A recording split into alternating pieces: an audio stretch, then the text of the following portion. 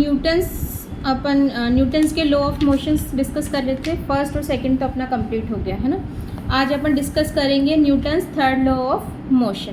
तो इसको अपन एक्शन और रिएक्शन वाले लॉ से भी जानते हैं ना, जिसमें एक्शन के अगेंस्ट क्या होती है, रिएक्शन होती है। तो हमने ये देखा था कि फर्स्ट लॉ और जो सेकंड लॉ था वो एक्सप्लेन नहीं कर रहा था कि कितना फोर्स एक्ट हो रहा है किसी भी ऑब्जेक्ट पर, कितनी क्वांटिटी में फोर्स एक्ट हो रहा है एग्जैक्टली वो नहीं एक्सप्लेन कर पा रहा था कौन, हमारा फर्स्ट और सेकंड लॉ। ठीक, तो हम थर्ड लॉ की हेल्प से इस चीज़ को भी डिस्कस करेंगे और एक्शन और रिएक्शन में इसका क्या रोल है वो भी अपन डिस्कस करते हैं। तो चलो स्टार्ट करते हैं। इसका स्टेटमेंट क्या है थर्ड लॉ ऑफ मोशन का?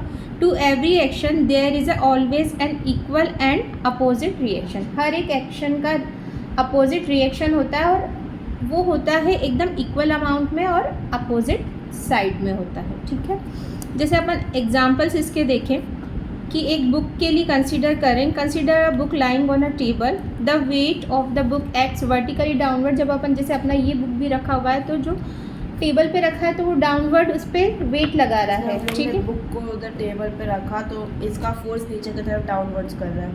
लेकिन अगर आप टेबल भी कोई अपना फोर्स नहीं देगा अपना एक्शन से, वो उसको अपवर्ड्स पुश कर रहा है टेबल, उसको एकदम स्टेबल, ये स्टेबल है रेस्टिंग पोजीशन में। अदरवाइज वो नहीं करेगा तो क्या रहेगा, हमारा बुक नीचे की तरफ फॉल डाउन हो जाएगा ना।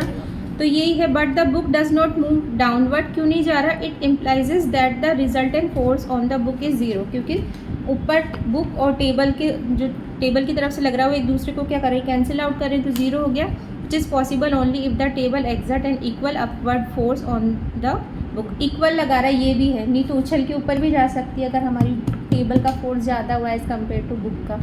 ठीक है, तो ये हो गया हमारा this force on the book balance the weight of the book. ख़त्म, ये बात समझ में आ गई। और वैसे ही अपन लोगों का भी सेम ऐसे ही है। जब अपन कोई भी पर्सन चल रहा है मूविंग ऑन द ग्राउंड, तो हम क्या करते हैं, फोर्स एक्सर्ट करते हैं फीट के थ्रू ग्राउंड पर बैकवर्ड, पीछे की तरफ फोर्स लगाते हैं। हम जब चलते हैं तो देखना कभी ध्यान से, अपन का पैर पीछे की तरफ जाता रहता है ना। अभी करके देख लो बैठे बैठे, तो हमारा जो जिस पे हम ग्राउंड पे चल रहे हैं तो वो उतना ही मैग्नीट्यूड का अपोजिट डायरेक्शन में, हमारे फॉरवर्ड डायरेक्शन में हमारी तरफ फोर्स लगाता है। इस वजह से अपना जो मूवमेंट है वो पॉसिबल हो पाता है, अदरवाइज अपना मूवमेंट पॉसिबल ही ना हो पाए। ठीक, तो ये जो अपन ने दो एग्जाम्पल देखे, इसको अगर अपन डिटेल में एक्सप्लेन करें तो क्या है, in the above statement stated example.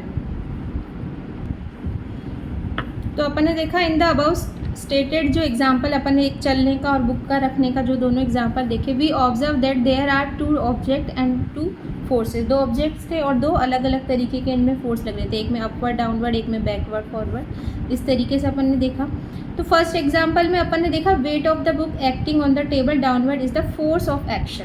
तो यहाँ पर बुक जो वेट डाल रही है वो एक्शन है और टेबल जो प्रेशर एक्सर्ट कर रहा है फोर्स ऑफ रिएक्शन। ठीक है, वेरी गुड, तुम्हें पता ही है। और सेकंड वाले में अपन देखेंगे बैकवर्ड जो अपन लगा रहे हैं वो बैकवर्ड वाला एक्शन है और जो ग्राउंड जो एक्सर्ट कर रहा है वो रिएक्शन। ठीक है, समझ में आ ही गया।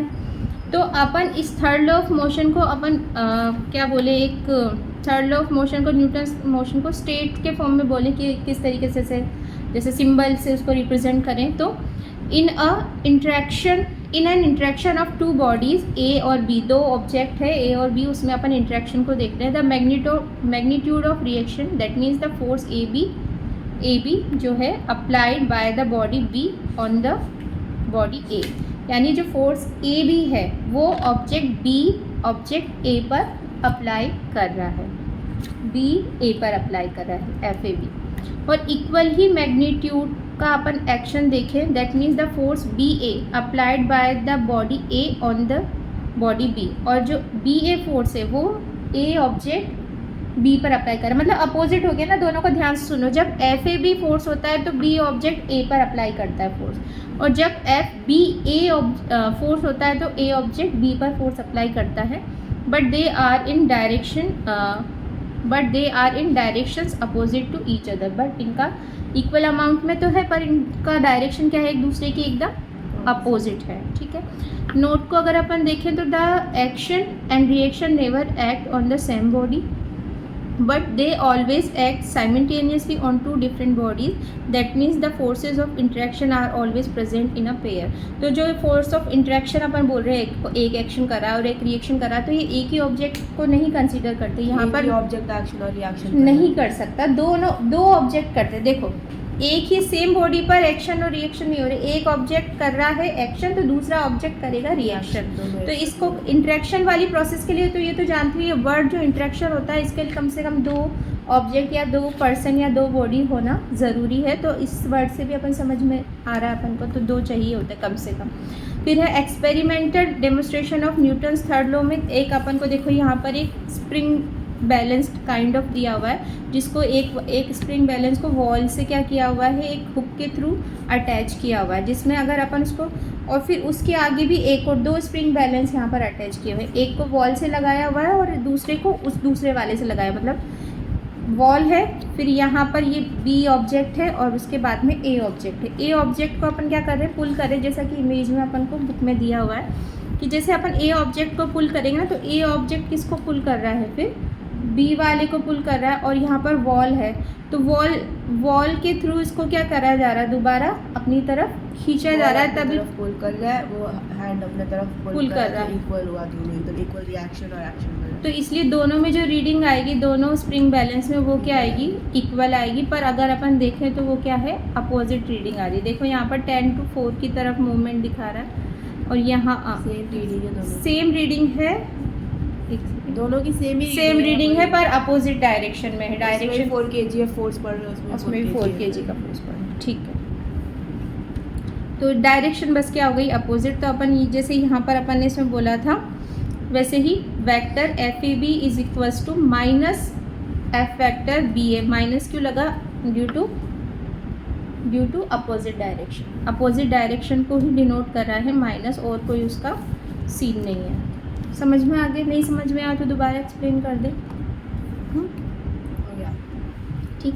एग्जाम्पल वही टेबल वाला एग्जाम्पल अपन को गिवन है, बस इसमें सिंबल के फॉर्म में बता रखा है कि यहाँ पर ये बी की तरफ एक्शन लगा रहा है तो इसका रिएक्शन डी डायरेक्शन में इस तरीके से लग रहा है। पुशिंग अ बॉल हम ऐसे ही समझाया था। पुशिंग, हम लोग कोई बॉल को पुश कर रहे हैं तो हम लोग यहाँ से एक्शन करके बहुत ज़्यादा फोर्स कर रहे हैं, तो बॉल भी अपना रिएक्शन देके वो भी हमारे तरफ अब वो पुश हो रहा है, बॉल एकदम उसका, तभी तो अपन उसको फोर्स लगाते हैं तो अपन खुद पीछे की तरफ से रखते हैं ना, वो बॉल भी ज़्यादा फोर्स लगा रहा है इसलिए हम लोग नहीं कर पाते। Motion of boat moving away from the shore, यानी किनारे पर जो बोट चल रही है वहाँ पर, he pushes the shores by a bamboo, और मतलब उसकी लहरों को वो अपना पुश कर रिएक्शन और को पीछे की तरफ पुश करता है, पानी से तो वो एक्शन होता है, और वो जो रिएक्शन होता है वो फोर्स का, पानी का जो फोर्स है वो रिएक्शन अपोजिट डायरेक्शन में आगे की तरफ पुश कर रहा है। वही चलने वाला ही सीन हो गया जैसे हम चलते हैं, यहाँ पर बस वाटर वाला रिएक्शन दे दिया। Motion of boat in water, इसमें भी सेम वही सीन है, बैकवर्ड जा रहा है और वो फॉरवर्ड अपन को क्या कर रहा है, आगे की तरफ धकेल रहा है। Firing a bullet from a gun, जब अपन फायर करते हैं, अपन तो क्या ही करते हैं, मतलब फायर कोई करता है बुलेट मतलब तो हम लोग गन को फायर करते हैं तो एक्शन, बुलेट बाहर जाएगा, उससे एकदम फोर्स एक्शन लगेगा,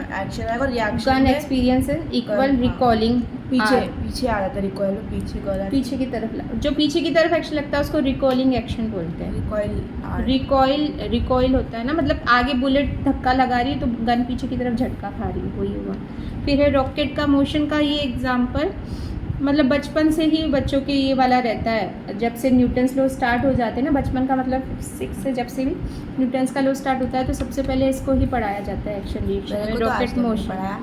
हमने तो पढ़ा है। रॉकेट का मतलब मूवमेंट क्यों होता है, रॉकेट अपने अंदर से गैसेस रिलीज करती है, हाई प्रेशर में हाई टेम्परेचर में एक्सपेल करती है और थ्रू अ नोजल, यानी पीछे की तरफ उसमें जो नोजल होता है उससे वो बाहर की तरफ अपना हाई टेम्परेचर हाई प्रेशर पर एक गैसेस रिलीज कर रही है, और उसके रिएक्शन में वो रॉकेट ऊपर जाता है, वो एक एक्शन पड़ता है, जमीन पे फोर्स पड़ता है तो इससे वो ऊपर। हाँ, तो ये नोजल, ठीक है। तो F action on gases to expel them through a nozzle backward, the outgoing gases exert an equal and opposite force. ये और ये जो गैस है बाहर निकली, ये ऊपर की तरफ उसको क्या कर रही है, धकेल रही है, धक्का दे रही है। आर रिएक्शन होगा on the rocket due to which it moves in forward direction. फिर ये तो समझ में आ गया, हमें इमेज भी दे रखा है अपन को। Motion of a man on ground है तो ऐसे ही पता चल रहा है, ठीक।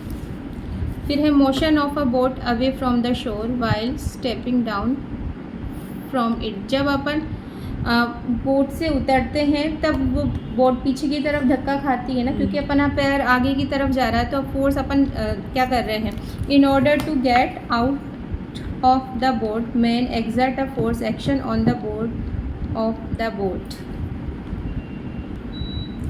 ठीक है, board on the boat.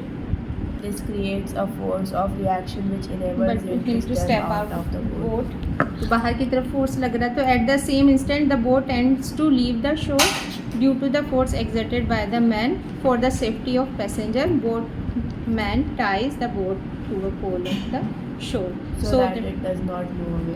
तो उसे बांध देगा ना, क्योंकि पीछे की तरफ धक्का लगेगा, ज़्यादा धक्का लग गया, मान लो कोई प्रेशर से कोई पर्सन उतरा तो वो क्या होगा, पीछे ज़्यादा दूरी पर चला जाएगा अगर लहरें चल रही होगी तो अब अपन देखेंगे कैचिंग अ बॉल वाला एग्जांपल। इसमें भी सेम वही एक्शन, जब बॉल आके गिरती है, जब कैच करता है पर्सन तो एक्शन होता है, और जब क्रिकेटर उस पर इक्वल अमाउंट में अगर उसको फोर्स एक्सर्ट करके कैच नहीं करे तो क्या होगा, वो बॉल स्टॉप नहीं होगी और नीचे की तरफ हाथ में झटका लगेगा। तो इसलिए दिया है while catching a ball the ball exert a force action on the palm of the cricketer and the cricketer exert an equal force reaction on the ball to stop it। तो ये अपना जो है Newton's third law of motion, बहुत simple सा ये, बस इसमें एक ही लाइन याद रखनी है अपन को, To every action there is always an opposite reaction.